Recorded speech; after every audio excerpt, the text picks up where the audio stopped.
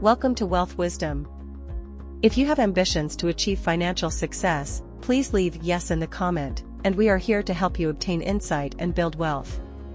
The book we are going to share today is Sapiens by Yuval Noah Harari. Although not the first humans, Homo sapiens came to replace all other human species on Earth.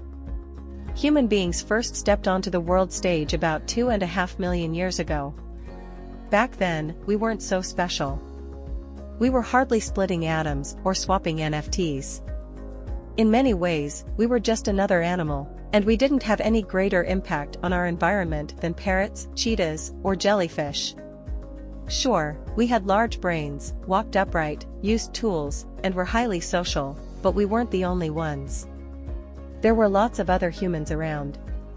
It's a common misconception that Homo sapiens, the last human species to step onto the scene, evolved linearly from earlier human species, but actually, early Homo sapiens existed contemporaneously with at least 6 other species of humans. There were the Homo floresiensis, a small archaic human who reached a maximum height of about 3 feet, but were still clever and organized enough to hunt down elephants. There were the Homo denisova, a species native to Siberia that was only discovered in 2010, which raises questions of what other extinct human species we have yet to discover. And of course, there was our most well-known cousin, the Homo neanderthalensis. Despite immodestly calling ourselves Homo sapiens, that's Latin for wise man, we definitely weren't the only clever apes running around. In fact, Neanderthals were hunting down mammoths and perfecting their barbecue techniques long before we even existed. Their brains were bigger than ours, too. So, if we weren't so special back in our salad days, how is it that we prospered and spread around the globe, while other human species died out and left barely a trace? What happened to all of our cousins? There are 2 conflicting theories to explain this, one wholesome, one sinister. The interbreeding theory suggests that Homo sapiens began mating with other species of humans, most notably Homo neanderthalensis, resulting in the gradual merging of these 2 species.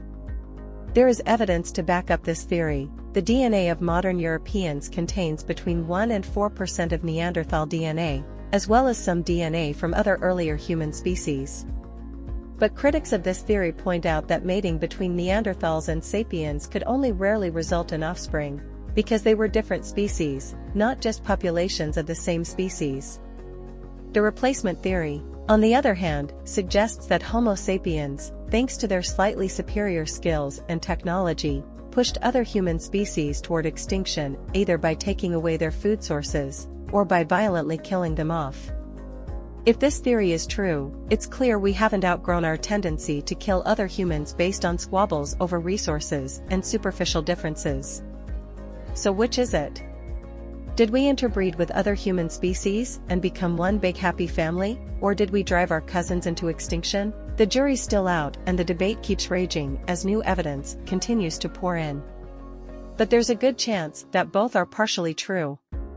In the next chapter, we'll take a closer look at the slight advantages sapiens had over other humans that enabled them to dominate the globe. Before we continue, if you are interested in this topic, please consider subscribing and give us a thumb up. Let's continue. With the cognitive revolution, Homo sapiens acquired thinking and communication skills that allowed them to conquer the globe. Sapiens first evolved about 150,000 years ago. For many millennia, they were mostly minding their own business in East Africa. They weren't producing any extraordinary art or complex tools. At one point, they tried to migrate north and warred with Neanderthals. The sapiens lost and retreated home, and Neanderthals remained masters of the Middle East for another 30,000 years. But then, around 70,000 years ago, something really incredible happened. There was a huge leap in what sapiens started accomplishing. They started building boats, oil lamps, and bows and arrows. They formed larger and more sophisticated communities, and established trade networks. And as sapiens improved their hunting techniques, they left a long trail of extinctions in their path. For example, just 50,000 years ago, Australia was inhabited by a multitude of big land mammals, ground sloths that were 20 feet tall and armadillos the size of minivans. But, within a couple of thousand years of Homo sapiens' arrival, the vast majority of these animals were gone. And then there were the other human species, who, as we found out in the last chapter, were likely killed off by our sapien ancestors. When the sapiens left Africa the second time, they warred with the Neanderthals again. This time, they won. They not only conquered the Middle East, but drove all other human species from the face of the earth. It's not entirely known what gave sapiens this sudden new edge, but something happened to the structure of our brains, an evolutionary leap known as the cognitive revolution. Before, our brains were similar to those of the Neanderthals. But then, as the most commonly believed theory suggests, an accidental genetic mutation changed our inner wirings and gave us improved ways of thinking, learning, and remembering. Quite the happy accident. But more important than understanding the causes of the cognitive revolution is understanding its effects. And the most important result of this random genetic mutation is that it gave us the gift of language. It'll come as no surprise, then, that the development of intricate language was one of the most important factors in Homo sapiens' domination. Let's delve into why that is. The capacity for complex language gave Homo sapiens great advantages, allowing them to spread and thrive. To be sure, we're not the only creatures with language. Bees buzz to inform their comrades of the whereabouts of food. Chimpanzees have specific calls that mean careful. An eagle, that sounds slightly different from calls that mean careful. A lion. And the Neanderthals most likely had some kind of language more meaningful than mere grunting. But our capacity for language is different. Human language is incredibly complex and intricate, especially when compared to the communication methods of other species. That's why sapiens rule the world, while bees are endangered, chimps are locked up in zoos, and the Neanderthals are long gone. Homo sapiens are social animals, we live in communities. Language allows information to flow freely between individuals within those communities, meaning that important lessons about food, predators, or even dangerous, untrustworthy individuals within the group can be shared at a much more detailed level than any other animals. For instance, by using language, one person who has found an abundant supply of fruit trees can tell the others exactly where it is. Someone who has discovered the hiding place of a predator can warn the rest of the group to avoid that area. In both cases, intricate language gives the community a distinct advantage.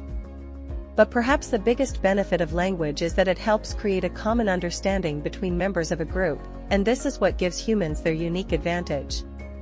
Let's go back to bees and chimps for a second.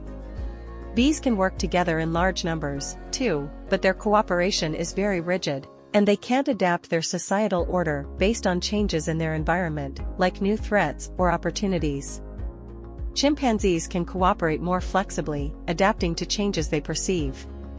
But they can only collaborate in fairly small numbers because, in order to cooperate, they need to know the other party intimately. They won't fight together unless they've engaged in mutual grooming, and since lovingly picking nits out of your buddy's hair takes time, building trust in this way isn't feasible in large groups.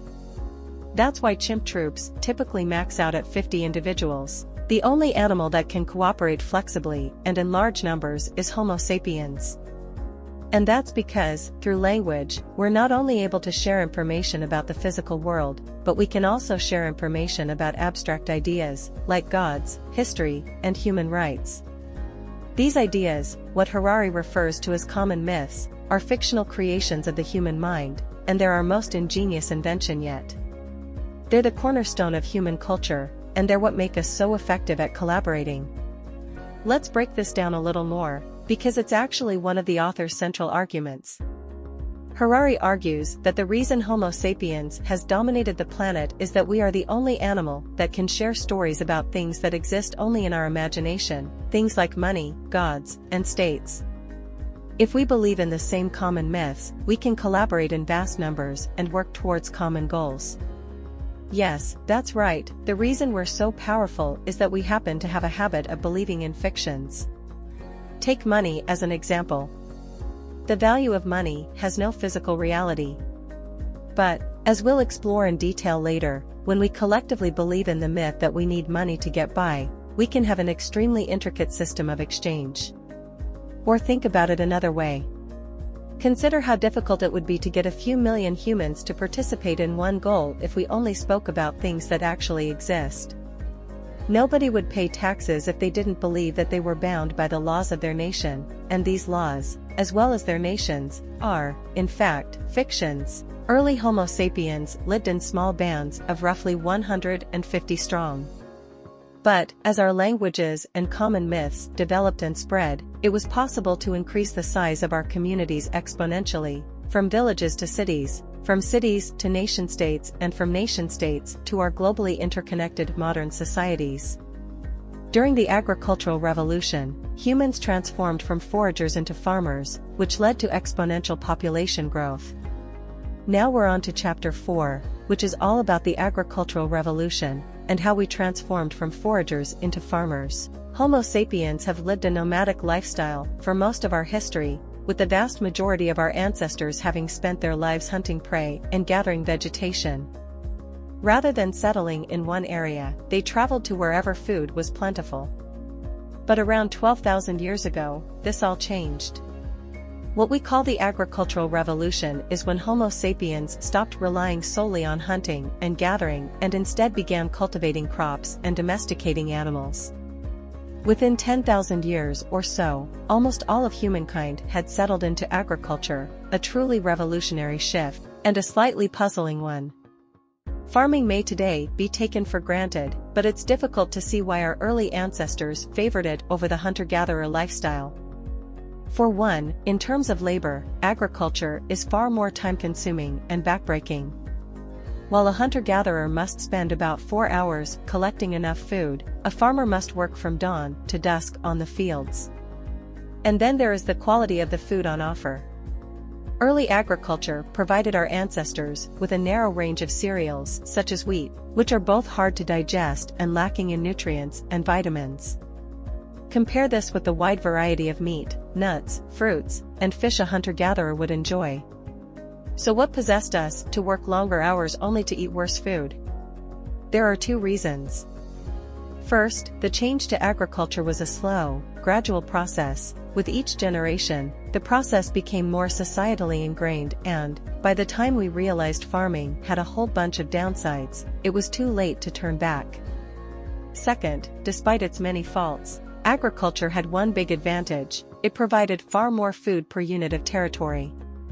Farmers could grow a mass of edible plants on just a small patch of land, an increase in food supply that led to human societies becoming able to sustain much higher populations. And thus, the Homo sapiens population exploded. The agricultural revolution allowed us to keep more people alive, though under worse conditions. But the increase in population also created a problem: how would societies cope with such a boom in numbers? These are challenges we still face today, and are what we'll explore in the next chapters. In order to facilitate trade in large communities, humans invented money and writing. Life before the agricultural revolution was relatively simple. If you were low on meat, you could simply ask your neighbors to share their surpluses with you. More often than not, they'd help you out, safe in the knowledge that, if they had a problem in the future, you'd return the favor. But with the development of agriculture, this economy of favors developed into a barter system. Why? Because of its efficiency, agriculture enabled people to produce enough food for the community.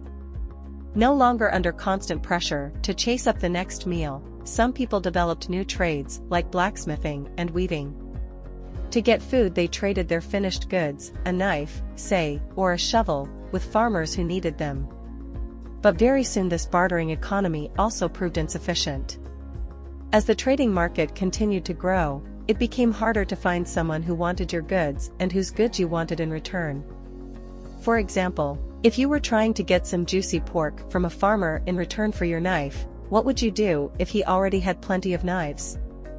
Or what if he needed a knife, but didn't yet have a pig to slaughter?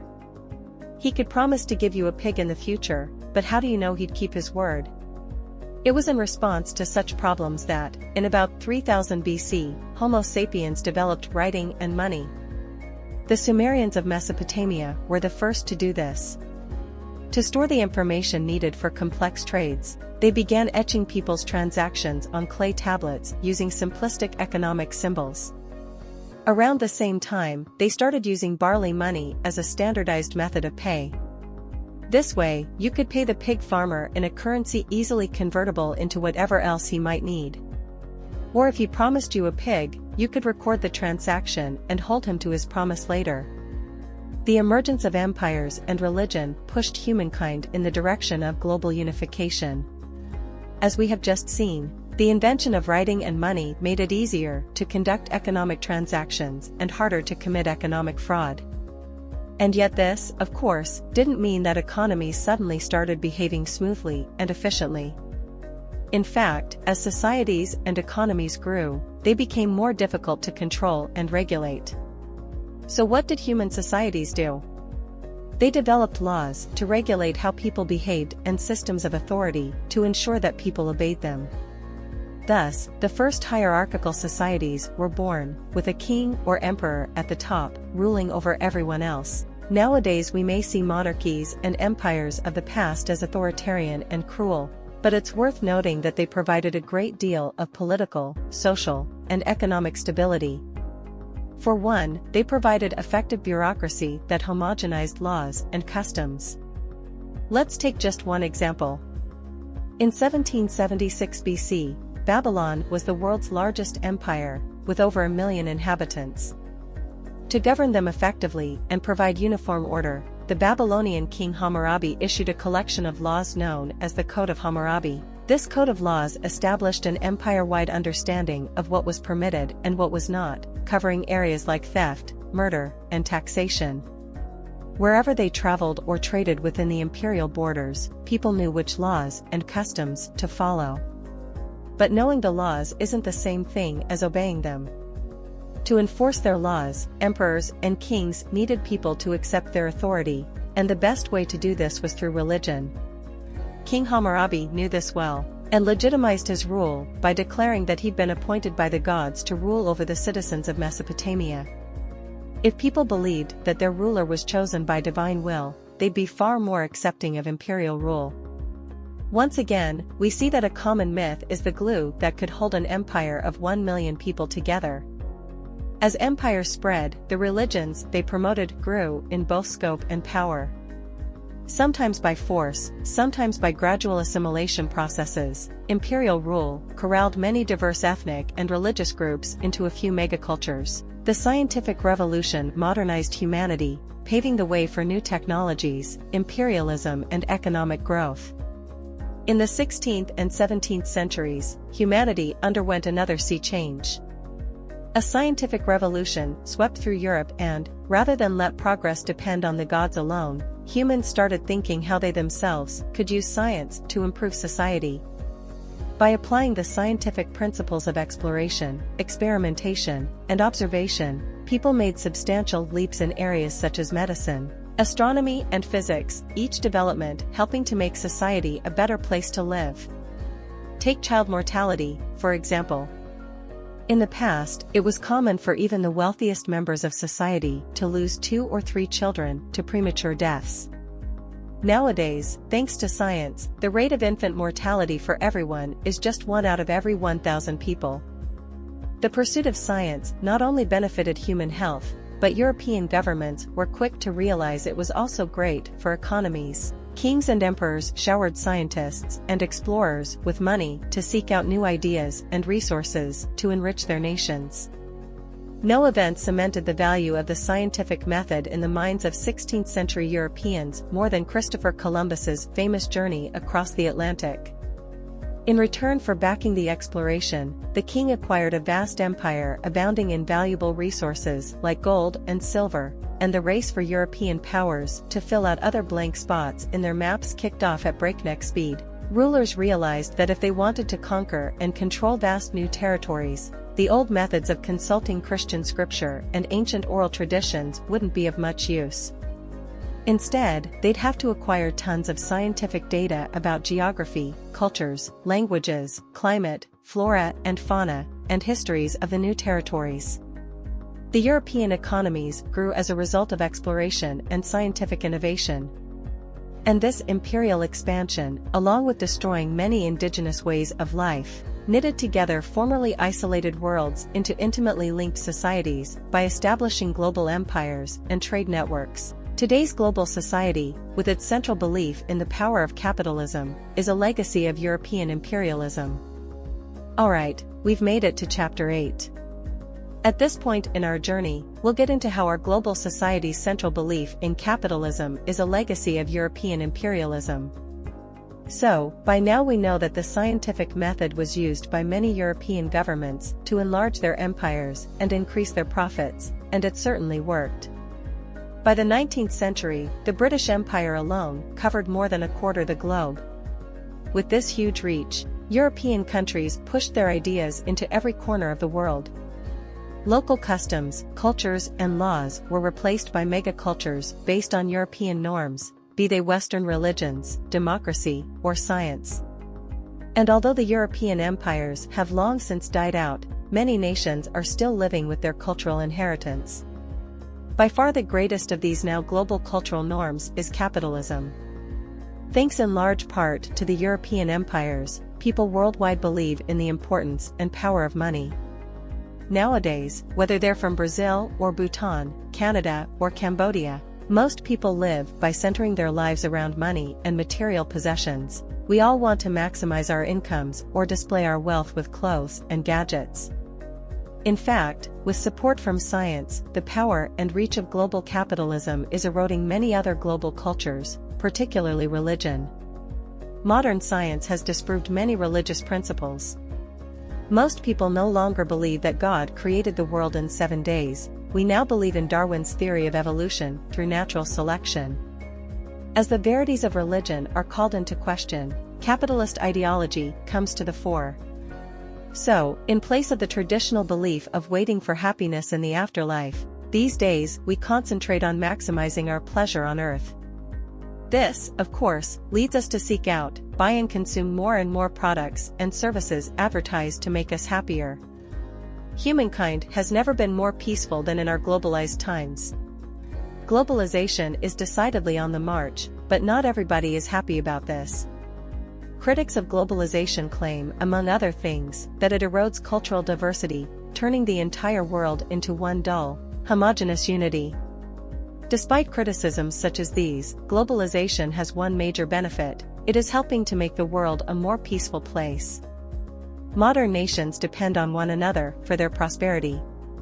And, in a globalized world, networks of trade and investment stretch across many different countries, with war or instability in one area having secondary economic effects for all. As a result, almost all American, European, and Asian leaders have a strong interest in maintaining world peace. Since 1945, no recognized independent nation has been conquered and eliminated by another. Just consider how incredibly violent the world was before the end of the Second World War, and it becomes clear how peaceful our globalized world is today. So, the 20th century is the most peaceful century to date. Although this might seem surprising, a quick review of history shows that human societies, from the agricultural revolution onward, have been turning their backs on violence. It's been estimated that, before farming, in the times of hunter-gatherers, 30% of all adult males were the victim of murder or manslaughter. Compare this to the world today, where only 1% of adult male deaths are violent. You can see how far we have come. But why is this the case? Well, it's because the hierarchical, structured societies that developed after the agricultural revolution pushed people to obey laws forbidding murder and violence, and thus created stable, functioning societies and economies. So we live in the most peaceful times, but let's not get too carried away. We have to keep a close eye on potential sources of conflict, since the outbreak of a large-scale international war today would take an unprecedented toll on humanity. Let's enjoy our peace, but never forget that we must actively maintain it. History is neither good nor bad, and its twists and turns are largely irrelevant to our subjective happiness. Okay, we're now on Chapter 10. Our journey through the 300,000-year history of Homo sapiens is nearly complete. We now understand, more or less, the general trends behind human history, but we haven't really talked about how this has affected us as individuals. Our health, wealth, and knowledge have vastly improved, but are we happier? Disappointingly, on the individual level, the answer is often that we're not. But why? Subjective well-being questionnaires issued and reviewed by psychologists have shown that while humans experience short-term rises in happiness or sadness, in the long term, our happiness hovers around the same level. Let's say you lose your job and experience a sharp decrease in happiness. At the time, you'd think that awful feeling would last forever. And yet, within a few months after this big event, your levels of happiness will probably have returned to a normal level. Take a historical example. During the French Revolution, the peasants of France would have felt enormous happiness at gaining freedom. But not long after this huge event, the average peasant was likely back to worrying about his good-for-nothing son or the next year's harvest. Homo sapiens are usually somewhere between complacency and despair, and this ensures that we're not knocked out by a traumatic event nor self-satisfied enough to stop striving for bigger and better things. So on an individual level, we're probably not that much happier. But what about on a societal level? With all the improvements in our quality of life, surely we are happier than previous generations? Well, it depends on who you are. Most of the prosperity generated by human advancement has found its way into the pockets of a few white men. For those outside of this group, be they indigenous tribes, women, or people of color, life has not improved to anywhere near the same levels. They have been victimized time and time again by the historical forces of imperialism and capitalism, and are only now beginning to gain equality. In the future, Homo sapiens will transcend biological limits, eventually replacing itself with an entire new species. We're now at the last chapter, everybody. And we've learned a lot about our past, but what about our future? Where will advances in science and prosperity lead us in the decades to come? Scientists are already working to answer these questions, making considerable strides in fields such as bionic technology and anti-aging. Within the field of bionics, the merging of human with machine, scientists have made impressive advances. For example, when Jesse Sullivan, an American electrician, lost both his arms, scientists were able to provide him new bionic ones, arms that can be operated by thought alone. Scientists are also making fast progress in the field of anti-aging. They have recently found a way, through altering its genetics, to double the lifespan of certain worms, and they are pretty close to doing the same with mice as well. How long will it be before scientists can extract the aging gene from humans? Both the project to halt aging and develop bionic technology are part of the Gilgamesh project, the huge scientific quest to discover eternal life. So, what's stopping us? Well, at the moment, scientific study in these areas is limited by various legal restrictions based on ethical concerns. But these barriers can't last forever. If humanity gains the slightest chance to live indefinitely, then surely our urge to get there will sweep aside all stumbling blocks. It is likely that, in the not-so-distant future, we Homo sapiens will change our bodies so drastically through science that we'll no longer technically count as Homo sapiens at all. Rather, we will become a completely new species, half organic, half machine. That's the end of today's sharing. If you like our content, please give us a thumb up and share it with your friends. See you next time.